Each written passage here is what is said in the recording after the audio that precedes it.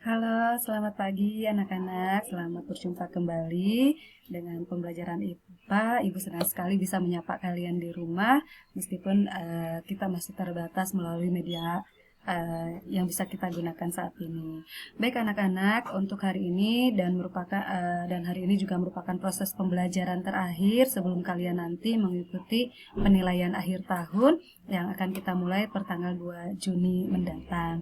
Nah, untuk kesempatan hari ini Ibu ingin menyampaikan materi tentang tata surya, di mana materi tentang tata surya ini mungkin kalian yang sering membaca atau sering mendapatkan informasi itu sudah tidak asing lagi ya. Jadi mari kita sama-sama sharing tentang materi tata surya ini.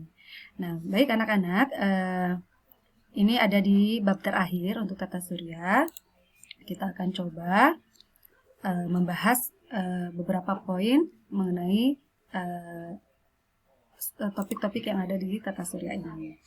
Nah, yang pertama tentang tata surya itu sendiri, mungkin kalian sudah sangat paham bahwa tata surya ini adalah susunan dari benda-benda langit, di mana ada matahari yang merupakan pusat tata surya, kemudian ada planet-planet, juga ada komet, meteoroid, asteroid, yang di mana mereka semua mengelilingi matahari.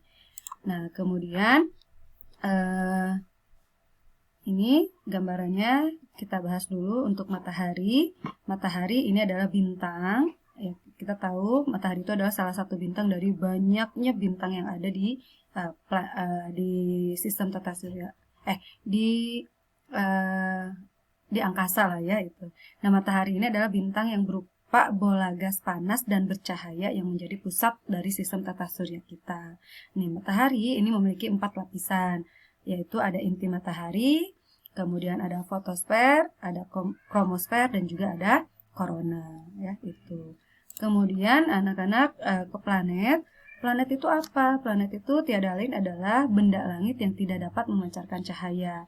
Jadi planet ini hanya bisa memantulkan cahaya yang dia terima dari bintang.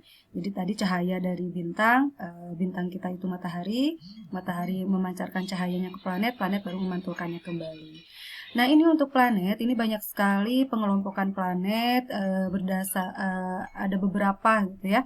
Nah, yang akan Ibu bahas ini pengelompokan planet berdasarkan bumi sebagai batasnya ya, atau bukan berdasarkan komposisinya, maaf. Ini adalah planet dalam, atau kita kadang menyebut juga planet terestrial. Kemudian juga ada planet luar atau planet Jovian. Nah, ini sebenarnya ada juga yang kita sebut dengan planet inferior, planet superior, dan yang lainnya. Nah, yang kita bahas di sini sedikit saja itu planet dalam. Planet dalam ini tiada lain adalah planet yang dekat dengan matahari. Kalau tidak salah, planet dalam ini batasnya adalah bumi. Ini. Jadi Merkurius, Venus, Bumi itu adalah kelompok planet dalam. Nah, karena di sini juga atau terestrial, ini adalah planet-planet yang memiliki komposisi mirip dengan bumi. Itu. Jadi di antaranya ada planet Merkurius, Venus, Bumi, dan Mars. Nah, untuk planet luar, ini planet luar adalah planet yang atau planet Jovian ini adalah mereka yang komposisinya mirip planet-planet yang tidak mirip dengan planet Bumi. Kalau planet Bumi kan lebih cenderung pada bebatuan dan yang lainnya. Kalau ini adalah lebih pada komposisinya adalah gas, panas, dan yang lainnya. Dan di sini planet yang jauh dengan matahari, yang komposisinya juga yang berbeda dengan komposisi pada planet dalam, ini ada planet Jupiter, Saturnus, Uranus, dan juga Neptunus. Itu. Kemudian anak-anak kita bahas tentang komet. Nah, ini juga komet adalah salah satu benda langit. Dia juga mengorbit pada matahari, mengelilingi matahari, dan orbitnya itu sangat lonjong. Ya, gitu. Nah, ini ada beberapa bagian untuk komet. Kemudian ada juga meteoroid. Nah, apa itu meteoroid? Meteoroid ini adalah potongan batu atau puing-puing logam yang mengandung unsur besi dan logam yang bergerak di luar angkasa. Gitu. Nah, meteoroid ini kalau dia habis terbakar oleh atmosfer, itu kita sebut dengan meteor. Nah, sedangkan kalau yang meteoroid tidak habis terbakar, kemudian sampai ke atmosfer bumi dan jatuh di bumi, itu kita sebut dengan meteorit.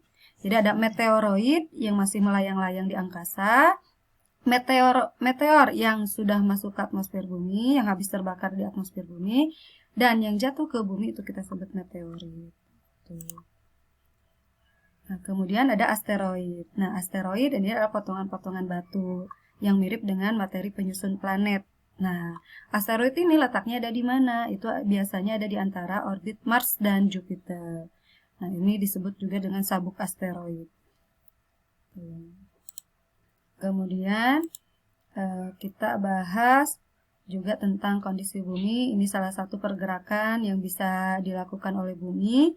Ini ada rotasi bumi, yaitu perputaran bumi pada porosnya. Waktu yang diperlukan bumi dalam mengelilingi porosnya, mengelilingi sumbunya, ini adalah 23 jam 56 menit. Atau kadang kita bulatkan menjadi 1 hari.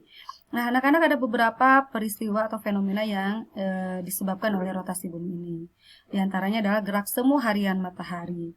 Jadi seolah-olah matahari yang mengelilingi bumi, ya, padahal bumi yang mengelilingi matahari. Kemudian ada perbedaan waktu, kita bisa lihat kita saja yang ada di Indonesia Barat itu berbeda waktunya dengan di Indonesia Timur, juga berbeda waktunya dengan di Indonesia Tengah.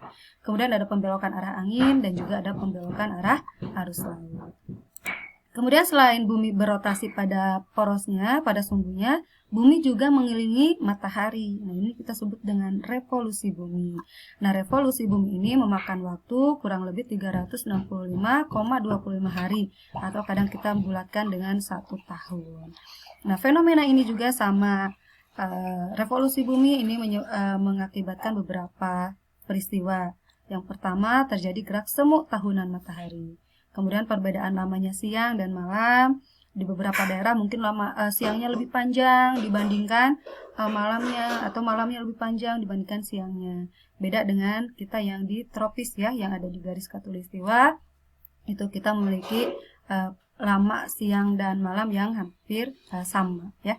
Kemudian ada pergantian musim. Ya, kita mengenal ada musim semi, musim gugur, musim dingin, musim panas, gitu ya, untuk di beberapa daerah. Nah, itu kemudian kita bahas sedikit tentang gerhana. Anak-anak, ini ada yang kita sebut dengan gerhana. Apa sih itu gerhana? Ini gerhana terjadi ketika posisi bulan atau bumi menghalangi sinar matahari, sehingga bumi atau bulan itu tidak mendapatkan sinar matahari. Ya, anak-anak, untuk gerhana ini kita bedakan menjadi gerhana matahari, di mana posisi bulan berada di antara matahari dan bumi. Dan ketiganya terletak dalam satu garis. Jadi matahari, bulan, bumi. Sehingga cahaya matahari ke bumi itu terhalang oleh bulan. Itu.